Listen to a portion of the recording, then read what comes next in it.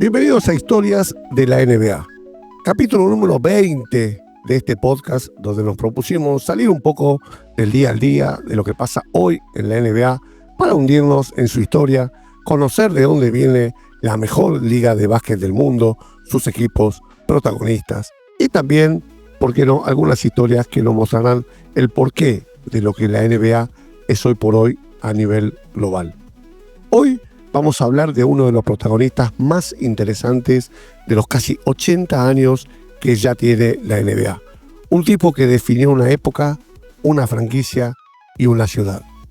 Todo equipo es más grande que cualquiera de sus jugadores, entrenadores y directivos, pero algunos logran ser sinónimos de un equipo. Boston Celtics tiene 3 nombres propios que son sinónimo de su grandeza: Bill Russell, Larry Bird y Red Auerbach. El último de ellos fue el único que no jugó ni un solo partido, pero es el que más títulos ganó. 9 como entrenador y otros 7 como ejecutivo de la franquicia. Un total de 16 anillos en 29 años, para ser una de las personas más exitosas de la historia del deporte mundial. Su impacto fue tal que los Boston Celtics decidieron retirar la camiseta número 2 en su honor. La camiseta número 1 fue retirada en honor a Walter Brown, el primer dueño de los Celtics. Los Celtics son el equipo más laureado en la historia de la NBA. Y este señor, podemos estar seguros, fue el mejor entrenador de su historia, recordado por encender un habano cada vez que su equipo ganaba, algo que hizo 1037 veces entre victoria de fase regular y playoff como entrenador. Y quién sabe cuántas veces más haya mantenido ese ritual cuando fue general manager y presidente de operaciones de la franquicia de Boston. Vamos a hablar un poquito de Aaron Auerbach. Aaron Jacob Auerbach, a quien luego íbamos a conocer como Red Auerbach por el color rojizo de su pelo, nació el 20 de septiembre de 1917. Su padre había nacido en Minsk, Rusia, Hyman Auerbach, pero a los 13 años se había trasladado con la familia a Nueva York. Allí conoció a Mary Thompson, con quien se casó, tuvo 4 hijos y compartieron un almacén de comestibles en Brooklyn. Red amó el básquetbol desde muy chico. Durante su paso por el secundario, ya jugando de base, integró el listado de los mejores jugadores de la ciudad, el All Brooklyn Team. Esto despertó el interés de la Seth Low Junior College, que le ofreció una beca deportiva. Gracias al buen desempeño luego, la Universidad de George Washington le iba a ofrecer otra beca deportiva. Allí, bajo las órdenes de Bill Reinhart, un exitoso entrenador de la NCAA, fue donde terminó de formarse. Lejos del ritmo bajo que tenían los equipos de la época, Reinhart había convencido a los suyos para que aprovechen las ventajas de atacar rápido. Esto, luego, sería parte fundamental de la filosofía de Red. Se graduó en 1941 y ya por esa época tenía decidido que lo suyo no iba a ir por el lado de ser jugador, sino de dirigir. Así que mientras terminaba sus estudios universitarios y jugaba para el equipo de la George Washington, tuvo su primera experiencia como entrenador a comienzos de 1940 en el St. Albans School. Su buen desempeño lo llevó a recibir una oferta en julio del mismo año para sumarse al Roosevelt High School. Allí pudo desarrollar un programa exitoso que posibilitó que varios de sus jugadores dieran el salto al básquetbol universitario. Iba a dejar el cargo porque recibió una oferta para ser entrenador del equipo de la Marina en Norfolk, Virginia.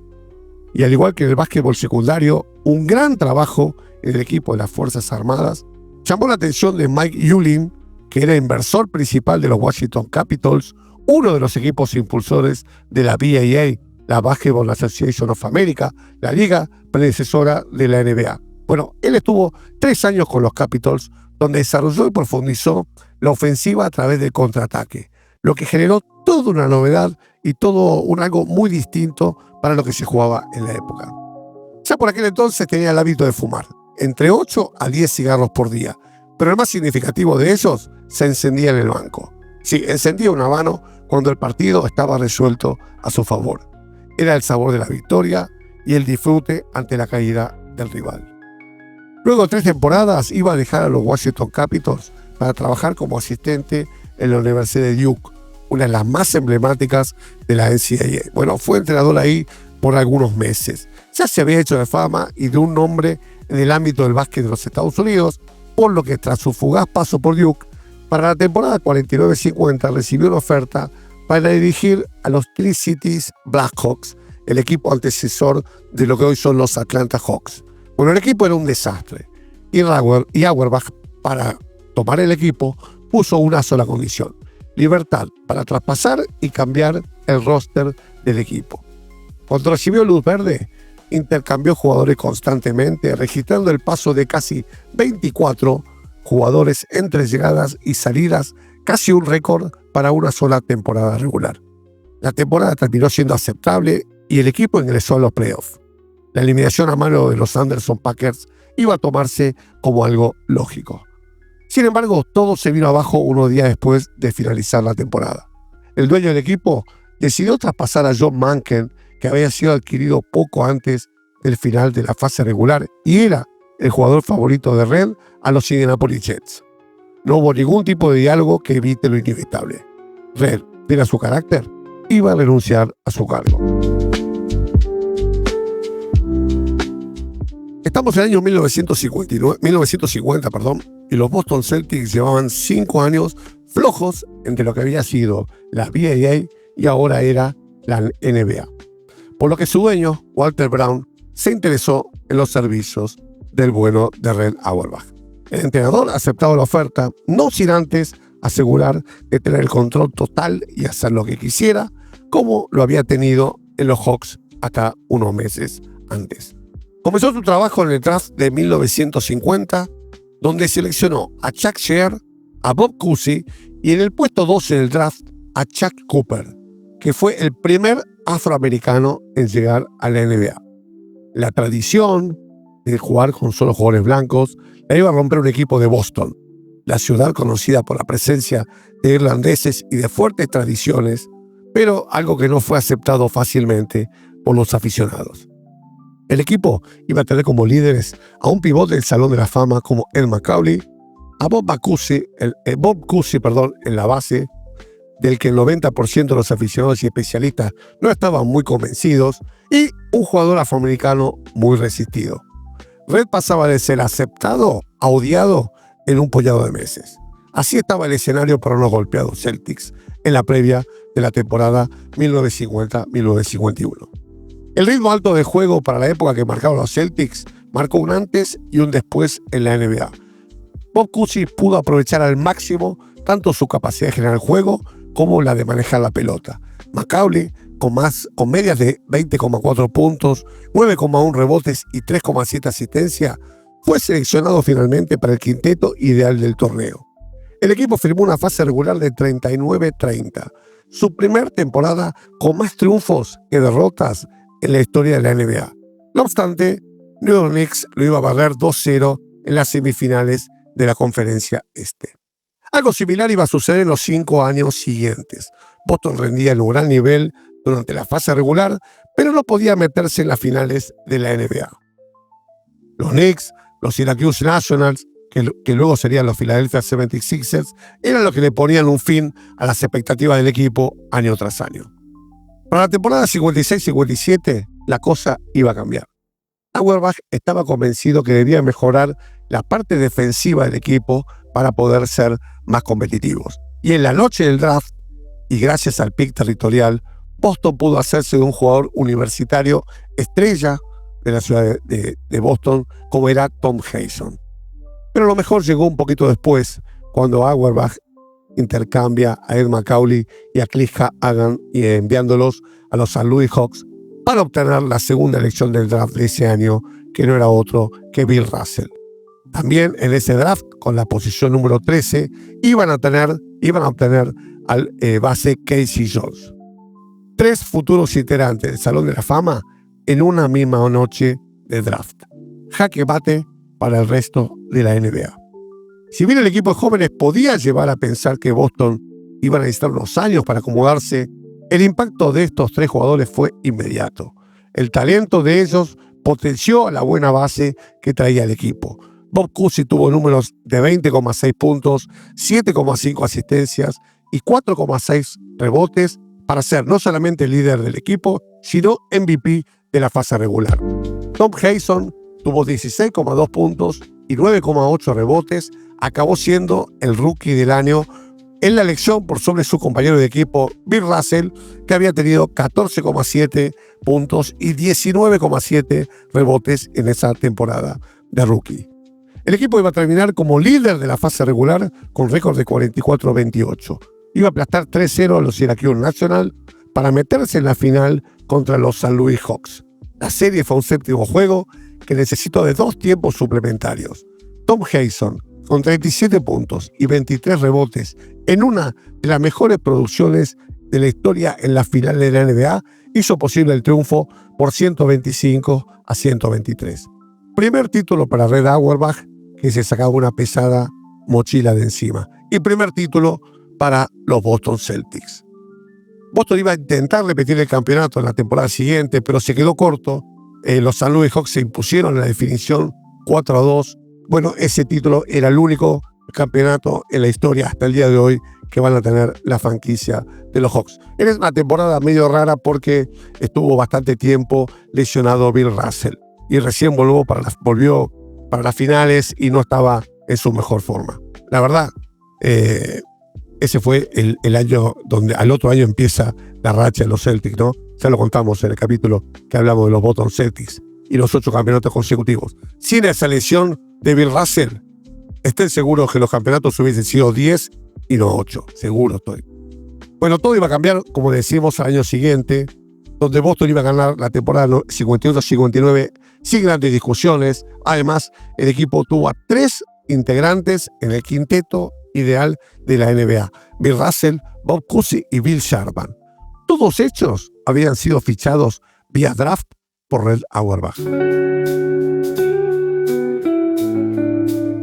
Fue el segundo título para Red y para Boston, que no iba a dejar de mejorar en los años siguientes. Estuvo siempre por encima de los 54 triunfos y era imbatible a la hora de los cruces directos en los playoffs. Boston iba a arrancar cada postemporada en las finales de conferencia y nunca perdonó a lo largo de 8 años. No hubo equipo capaz de ganarle en las definiciones. Ni los Hawks, ni los Lakers, ya mudados a Los Ángeles, ni siquiera los San Francisco Warriors. Aquel octavo campeonato en fila, la mayor racha en la historia de la NBA, significó el 9º título para Red Auerbach, el cual llegó en su último año de su carrera como entrenador. El 28 de abril de 1966, con un nuevo trofeo en su mano y el micrófono en la otra, dijo adiós a su cargo de head coach. Auerbach no tardó en tener un nuevo rol dentro de los Celtics al asumir como general manager. En su nuevo puesto, luego de las finales de 1966, iba a anunciar que Bill Russell sería el próximo entrenador del equipo. Iba a ser el primer entrenador afroamericano en la historia de los deportes profesionales de Estados Unidos, y lo haría con la doble función de entrenador y jugador. El primer año fue bastante mejor de lo esperado. Russell condujo al equipo a una marca de 60-21, que a la postre sería la segunda mejor en la historia de los Celtics hasta ese momento. Iba a eliminar a los New York Knicks en primera ronda, pero no pudo con los Philadelphia del gran Wilt Chamberlain, que los derrotaron por 4-1. Finalmente, y luego de tantos años, el gran Wilt pudo superar a Russell y lograr su tan ansiado anillo. En la temporada siguiente, con Bill Russell en cancha y en el banco, los Celtics volvieron a gritar campeones, siendo la segunda ocasión en la que un entrenador-jugador fue campeón, uniéndose a Buddy Jeannette, que lo había hecho en 1948 cuando dirigía y jugaba para los Washington Bullets. La campaña 68-69 también iba a significar un nuevo título para el equipo de Boston. Red Auerbach había sumado a Don Chaney vía draft, que se volvió un jugador de rol significativo para el equipo. Con media de casi 10 puntos, 18,3 rebotes y 2,2 asistencias por partido en su último año, Bill Russell iba a anunciar su retiro y se alejaba del cargo de entrenador. La salida de Russell trajo un lógico periodo de reordenamiento en la franquicia. Jason, también retirado, se iba a hacer cargo del equipo bajo la atenta mirada de Red Auerbach. El equipo no entró a playoff durante 2 años seguidos, pero el mandamás no perdía tiempo. Cada paso que daba era un paso acertado para retomar el dominio. En 1969, en el draft que tuvo a Kareem Abdul-Jabbar, elegido con el número 1, iba a seleccionar en la 9ª posición para hacerse de los servicios de JoJo White, un base que luego sería nombrado MVP en las finales de 1976 y que 9 veces iba a ser seleccionado All-Star y en los quintetos ideales en la NBA. Al año siguiente, Auerbach tomaba en el draft a Dave Cowens, uno de los jugadores más completos de su era por su capacidad de anotación y su defensiva. MVP de la fase regular en 1972-73 y 9 selecciones de All-Star para encabezar un listado de hitos interminables del bueno de Dave Cowens. Al otro año iba a seleccionar en el draft a Paul Westphal, retomando así la tradición de hacerse con futuros integrantes del Salón de la Fama vía draft. Estos aciertos en el draft iban a volver a posicionar a los Celtics como contendientes. Y aunque fueron eliminados en la final de conferencia en 1972 y 1973, tuvieron su revancha en la temporada 73-74. Todavía con Tom Jason en el banco, el equipo ganó 56 partidos en la fase regular y no tuvo problemas para retornar a las finales y allí enfrentar a un durísimo Milwaukee Bucks, a lo cual vencían por 4-3 con un extraordinario trabajo de John Havlicek. Eliminados un año más tarde en las finales de conferencia, los Celtics volverían a coronarse en 1976. Como dijimos, el líder de aquel equipo fue JoJo White y también MVP de aquellas finales. Boston volvió a las finales de conferencia en 1977, pero se iba a perder las siguientes 2 postemporadas, lo que iba a dar inicio a una nueva etapa de reconstrucción con Red Auerbach siendo el general manager.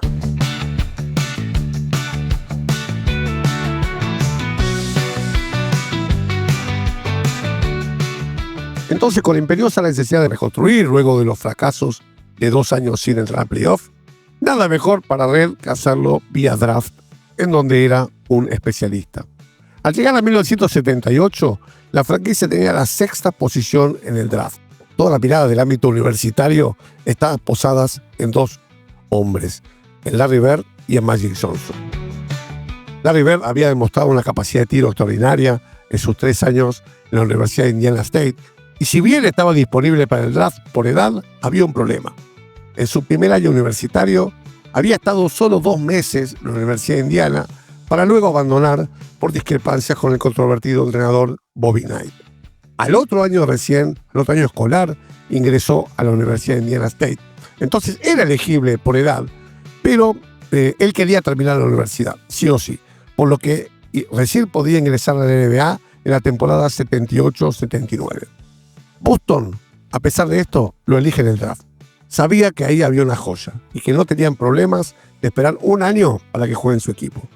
Después de varios meses de negociaciones, Larry Bird firmaría un contrato de $3,25 millones por 5 años. Sería uno de los 10 jugadores mejor pagos de la liga sin siquiera haber jugado ni un solo minuto.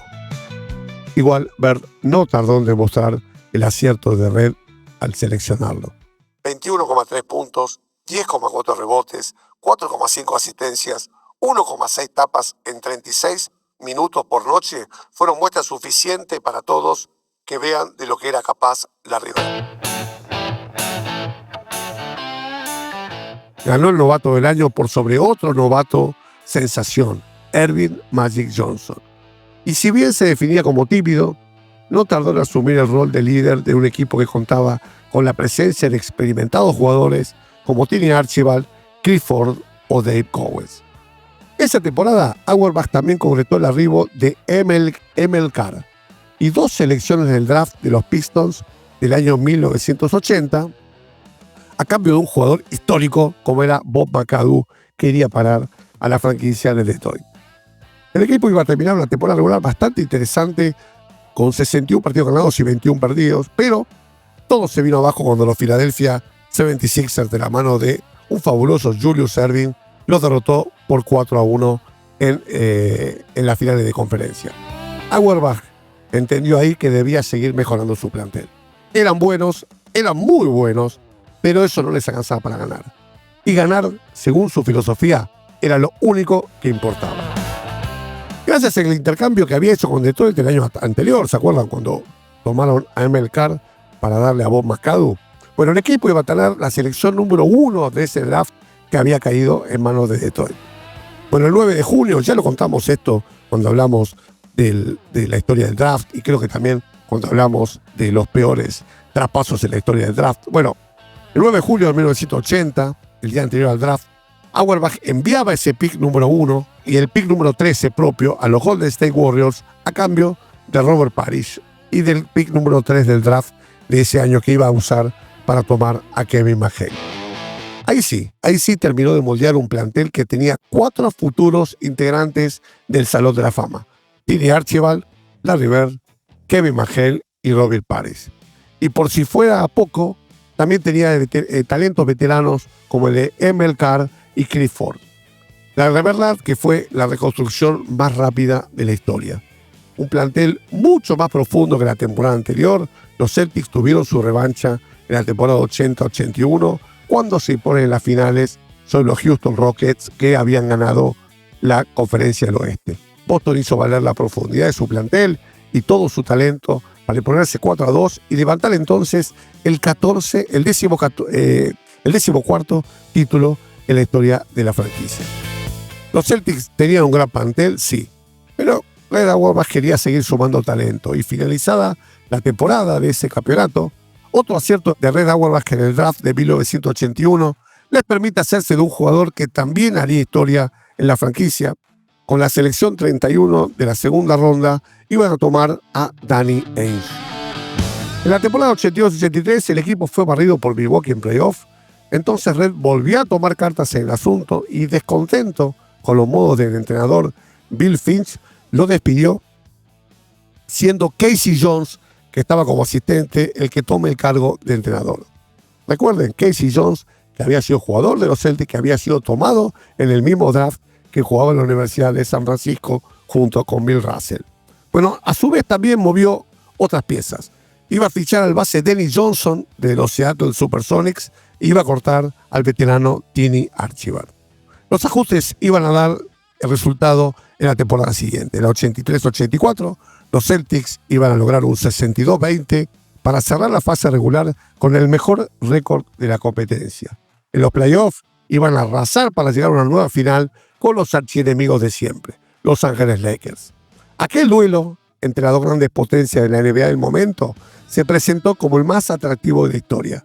Una serie de 7 encuentros entre los dos mejores talentos que podía presentar la liga en ese momento. Larry Bird versus Magic Johnson. Un cruce que no decepcionó y en donde Larry Bird fue elegido como el MVP de las finales y el título quedó en manos de los Celtics tras el 111-104 del séptimo juego.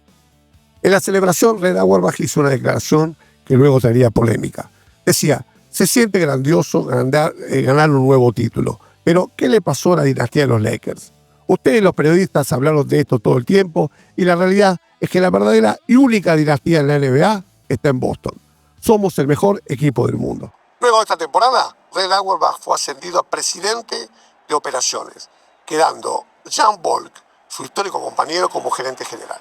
Boston estaba en la cima del mundo y eso querían demostrarlo en la temporada 84-85. The Boston Celtics are the NBA World Champions in a grueling 7-game series with the Los Angeles Lakers. Nuevamente dominaron para reencontrarse con los Lakers en las finales, pero esta vez el conjunto de California tuvo su premio. El tándem Red Auerbach-John Volk se iba a mover nuevamente. El foco estaba en sumar presencia defensiva. Y eso lo concretaron cuando firmaron a Bill Walton, que ya no era el poderoso anotador de otras épocas, pero que estando sano seguía siendo un jugador y un defensor de elite. Para concretar su llegada enviaron a Cedric Maxwell y una selección de primera ronda de 1986 a Los Ángeles Clippers. Boston formó entonces uno de los planteles más largos y completos de la historia. No había un claro líder en ningún rubro, Todos tenían talento de elite para aportar en cada uno de ellos, tanto titulares como suplentes. Un quinteto inicial histórico formado por Dennis Johnson, Danny Ainge, Larry Bird, Kevin McHale y Robert Parrish, y quizás la segunda mejor unidad en la historia, así dicen algunos, con Rick Carlisle, Jerry Sixteen, Scott Wedman y Bill Walton viniendo del banco. Una ofensiva basada en el pick and roll y el contraataque furioso, y una defensa cerrada en la pintura se combinaron para el título del equipo celta. Con 67 juegos ganados y 15 partidos, firmaron la mejor fase regular en la historia de los Boston Celtics. Paso casi perfecto por el este, ganándole 3-0 a los Chicago Bulls de Michael Jordan, 4-1 a los Atlanta Hawks y 4-0 a los Milwaukee Bucks. El broche de oro fue un 4-2 sobre los Houston Rockets de las Torres Gemelas, con dos jovencísimos talentos como Hakeem Olajuwon y Ralph Sampson, para así lograr el decimoquinto título en la historia de la franquicia. Todos con Auerbach como protagonista, o en el banco suplente, o siendo general manager, o ahora que era jefe de operaciones. 40 triunfos de local en la fase regular y tan solo 3 partidos perdidos en postemporada. Sobre el rendimiento, Auerbach dijo: es el mejor equipo en el que estuve involucrado. Para 1986, y por un traspaso hecho unos años antes con Seattle, Boston iba a tener los derechos del pick número 2 de ese draft. Una esperable superestrella se iba a sumar al mejor equipo que había visto el básquetbol hasta ese momento. Una jugada maestra, una carta que la franquicia utilizó para tomar a Len Bias, un jugador muy prometedor de la Universidad de Maryland. Bias era comparado con Michael Jordan por varios motivos. Era un escolta alero de 2,8 metros, bastante más alto que Jordan. Se destacaba por su facilidad para anotar, al igual que el 23 de los Bulls. Tenía potencia física para poder hacer movimientos similares y un gran deseo de ser el mejor jugador de la historia. Si bien las comparaciones suelen suceder ante la necesidad de tener un nuevo modelo a seguir, muchos expertos afirman que Len Bias estaba llamado a estar en el Olimpo junto a otras leyendas. Algo más que válido para sostener el dominio de los Celtics en aquella época. Tras las elecciones del draft y luego de cenar con su familia, además de estar Red Auerbach en esa cena, Bias fue a la Universidad de Maryland para festejar con sus compañeros el haber sido elegido número 2 por Boston. En esa noche de locura, Bias consumió cocaína junto a sus amigos y alrededor de las 6:30 de la mañana tuvo convulsiones. Sus compañeros, que estaban junto al jugador en ese momento, iban a llamar a emergencias aludiendo que él no respiraba. Los médicos intentaron reanimarlo, pero fue imposible. Falleció a las 8:55 de la mañana del 19 de junio de 1986 a causa de una arritmia cardíaca producida por el consumo de cocaína. Sobre el caso, Red Auerbach manifestaba unos años después: lo conocía bien porque soy de Washington, así que tengo la Universidad de Maryland cerca. Era un All-American y él quería jugar para los Celtics. Estaba tan feliz de formar parte de los Celtics que cuando le pasó, lo fue a festejar con los amigos equivocados. Ese mes lo habían examinado los Warriors, los Knicks, los Celtics. Nunca nadie tuvo un rastro de la droga en su cuerpo antes del incidente. Nadie podía esperar que eso suceda. Sé que se dice mucho sobre que consumió antes, pero yo confiaba en el chico como confié en su momento en Larry Bird o en Kevin McHale. Además, cuando se hizo el examen correspondiente, estaba limpio. La verdad que la pérdida de Bias fue un golpe muy fuerte para esos Celtics, que encaraban la temporada 86-87 con el mismo plantel que habían tenido la temporada anterior. Aquel año el equipo iba a sentir el paso del tiempo y no iba a poder retener el título de la NBA, perdiendo las finales contra los Lakers por 4-2. A partir de los retiros, los golpes y el paso del tiempo, Boston fue perdiendo su rumbo. Auerbach se mantuvo como presidente honorario, pero cada vez tuvo menor incidencia en los fichajes. Entrenador de los Boston Celtics desde 1950 a 1967, donde su equipo obtuvo 9 campeonatos, incluyendo 8 de manera consecutiva, configurando la mejor racha en la historia del deporte norteamericano. 9 jugadores a los que Auerbach entrenó y dirigió ingresaron al Salón de la Fama de la NBA. Desde 1967 a 1984, se iba a desempeñar como general manager cuando los Celtics obtuvieron 6 campeonatos. Luego fue presidente y vicepresidente de operaciones hasta su fallecimiento.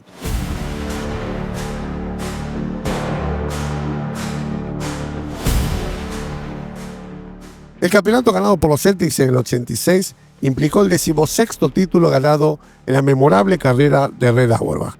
Un hecho sin precedentes e inigualable en la historia de la NBA, convirtiéndolo en la personalidad más exitosa de la historia de esta liga.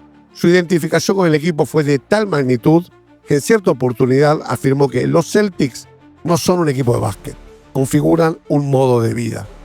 También fue un gran mentor. Varios jugadores que él dirigió se convirtieron posteriormente en exitosos entrenadores. Red Auerbach fue el máximo campeón de la liga como entrenador durante casi 50 años, hasta que en el 2009 Phil Jackson ganaba su 10º título, su quinto estando en los Lakers. Su cuarto estando en los Lakers, perdón. Red nunca se preocupó por el qué dirán, ni se fijó en la raza de sus jugadores. Su mirada para la elección se basaba exclusivamente en el talento y la inteligencia que tuviera el jugador para jugar este deporte. Así, en la noche del 26 de diciembre de 1964, paró al primer quinteto inicial en la historia de la NBA, formado totalmente con jugadores afroamericanos, quebrando un acuerdo implícito que había en la liga, una norma no escrita que establecía que en todo quinteto inicial debía haber un jugador blanco. Desde ese momento, el color de piel dejó de ser más importante que el nivel de un jugador.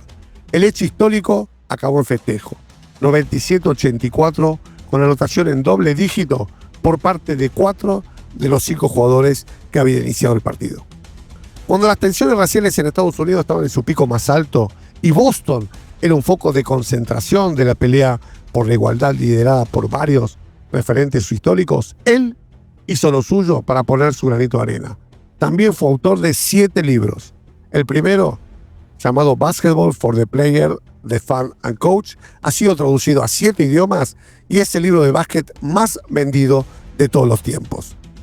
Por sus impresionantes logros se hizo acreedor a numerosos reconocimientos. En 1965 fue designado entrenador del año. Desde 1967 la NBA llama a ese premio, al premio de entrenador del año, el trofeo Red Auerbach. En el año 1969 fue incluido en el NBA Hall of Fame. En el 81 fue elegido el ejecutivo del año. Y en el año 2022 fue incluido entre los 15 mejores entrenadores de la NBA. El 28 de octubre del año 2006, a los 89 años y tras estar un largo tiempo en silla de ruedas, iba a fallecer a causa de un paro cardíaco. El entonces comisionado de la NBA, David Stern, tras conocerse la noticia, afirmó: "Su vacío nunca se llenará". Durante la temporada 2006-2007, Red Auerbach apareció póstumamente en una serie de anuncios de la NBA a modo de homenaje.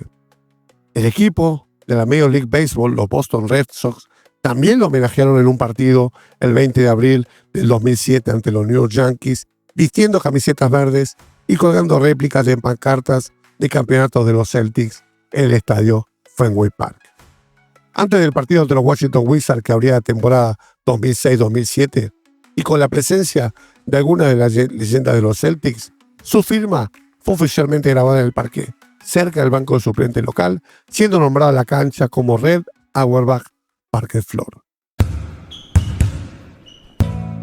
Bueno, gente, hasta acá llegamos con otro capítulo de Historias de la NBA. La verdad espero les haya gustado. Fue un poquito largo, lo reconozco, pero valía la pena y fue muy difícil mientras lo iba escribiendo.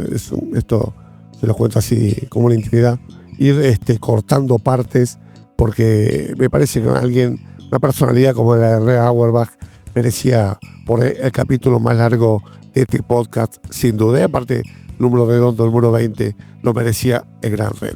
Espero les haya gustado, obviamente, y como siempre les digo, denle like al video, suscríbanse, activen la campanita para que la plataforma les avise de nuevos videos, compártanlos con amigos y conocidos, porque eso ayuda mucho para que se difunda. También comenten, porque si hay comentarios en los videos, el algoritmo lo muestra más gente porque piensa que es bastante interesante y merece ser mostrado a otra gente. También escriban si tienen recomendaciones para nuevos capítulos, las vamos a leer con mucho gusto y vamos a tratar de cumplir con los pedidos. Los espero muy pronto cuando vamos a hablar en el próximo capítulo de quiénes fueron los jugadores más dominantes en la historia de la NBA. No se lo pierdan, yo sé lo que les digo, nos veremos muy pronto.